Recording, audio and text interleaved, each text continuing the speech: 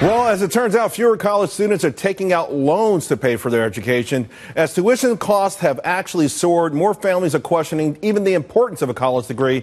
And at some point, the law of diminishing returns starts to kick in. Now, on the surface, it seems like life without a degree means a lot less employment.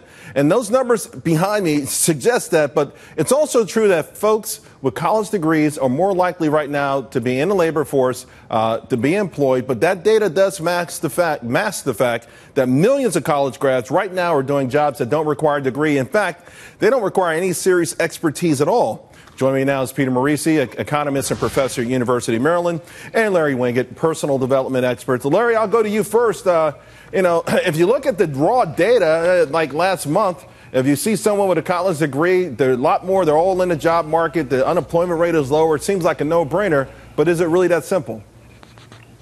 No, I don't think it is that simple. And when you look at the fact that about 50% of graduates are not working in their field of study to begin with, and I'm guessing probably another 50% of those are working in jobs that don't require any degree at all. The problem for me, Charles, is that we've made a college degree part of the American dream. And for too many, it's become a nightmare based on debt, personal debt, student loan debt, and so forth, a depletion of their parents' retirement account and all of that. When there are a lot of great blue-collar jobs that will give people financial security and won't require that kind of expense. You know, Peter, to that point, 16% of students now have a student loan.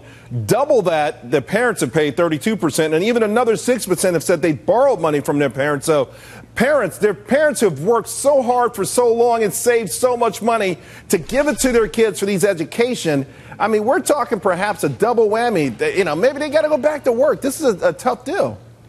Well, a lot of parents are making bad investments. They're giving the kids $100,000 and telling them to live their dream and to basically do what they like.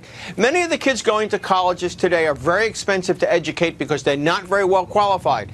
And some 40% of college graduates don't have skills that we normally associate with a college degree, the ability to solve a complex problem and think critically. As a consequence, all those recent graduates from state colleges you see at Starbucks or selling cell phones or at Verizon, they actually belong there. They shouldn't have been in college in the first place. Now they're saddled with terrible debt, and they're making $30,000 a year and can't get out. Peter, listen, you're around these students all the time now. Is there this sort of overwhelming belief amongst these kids that, hey, they should be able to study what they want? This is America, after all. I mean, have they been conditioned so long that you can't dissuade them? No, my son, when he was leaving for college, wasn't terribly mature, and he didn't really know what he wanted to do. He says, Dad, I'm good at languages. And I said, flat out, William, you like to live well. And I'm not going to leave you a fortune to do that. There'll be no French majors here. Until you make up your mind, you're majoring in finance. He went off, he did that, he got a degree in finance, and now he's at law school and doing quite well and working on Wall Street this summer. To some extent, you just can't assume an 18-year-old is that mature and should be making those kind of choices. Most 18-year-olds that make those choices regret their choice when they're 25. I'm sending my son to a program called Gap Year, which is a sort of, to your point, it's a mini college kind of thing where you get set up before you make a real determination. It ain't cheap, but it's something that will stave off the 18-year-old mistake you're talking about. But Larry, having said all of that, it feels like maybe the marketplace is starting to curb this a little bit. People aren't taking out the loans, but they are going to other folks, including their parents, for this money. How do we change this mentality in America? Because we keep talking about a skills gap. Every employer that I talk to says we just don't have people, to Peter's point, that can simply do the job.